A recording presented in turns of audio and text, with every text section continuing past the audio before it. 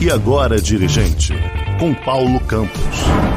Hora dele agora, Paulo Campos, nosso consultor em cooperativismo, o homem da tributação. Boa tarde, Paulo. Opa, e aí, como é que estamos, Rangel? E aí? Tranquilo, Montenegro? Estão me ouvindo? Tranquilo, perfeito. Melhor impossível. Cabeça inchada ainda de domingo? Não vamos falar de tragédia, a gente não gosta de falar, não.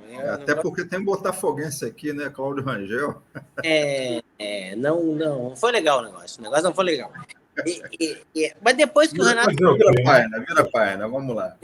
Depois que o Renato Gaúcho entrou na roda de fofocas aí por conta daquele ator da Globo ali, aí o negócio descambou, né? O negócio descambou. Então... Paulo, o assunto do momento, ato cooperativo na reforma tributária. E aí?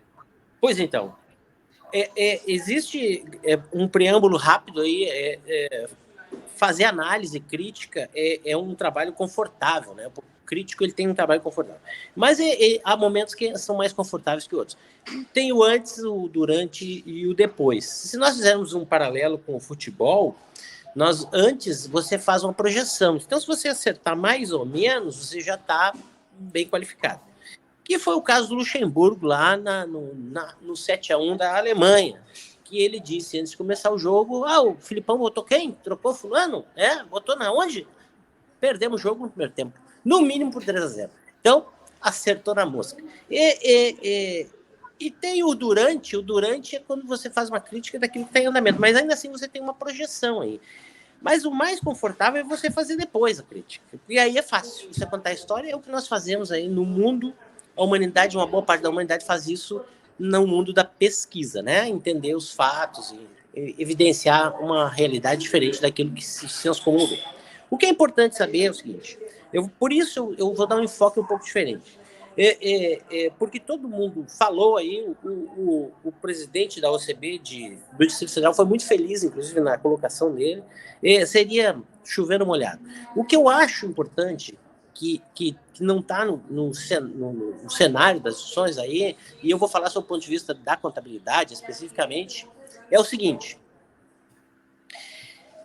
se nós tivermos que passar por uma fase de transição tributária, e isso provavelmente deve ocorrer, e essa fase não é menor que 5 e não deve ser maior que 8 anos. A previsão é que seja de 8 anos. Alguns acham muito, outros acham muito. Enfim, isso não invalida a atual conjuntura, as regras atuais. As regras atuais permanecem. Elas estão aí dadas até o momento em que elas deixam de existir. Então, essa é a primeira coisa, primeiro ponto. Ou seja, a reforma tributária não retroage no tempo para alterar questões vinculadas ao ato cooperativo, da tributação do ato cooperativo nesta data, ou pelo menos até a data de hoje, ou pelo menos até a data da reforma.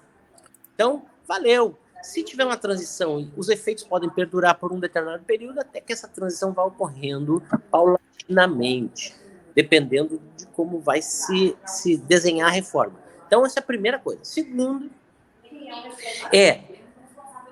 eu acho que os sistemas deverão se organizar para a preparação técnica dos contadores. Por quê? Porque nós temos uma necessidade premente, uma necessidade urgente de formação e preparação dos contadores atualmente. E ontem nós tínhamos, e ontem sempre nós tivemos, para identificar, reconhecer o que é o adequado tratamento tributário para o ato cooperativo.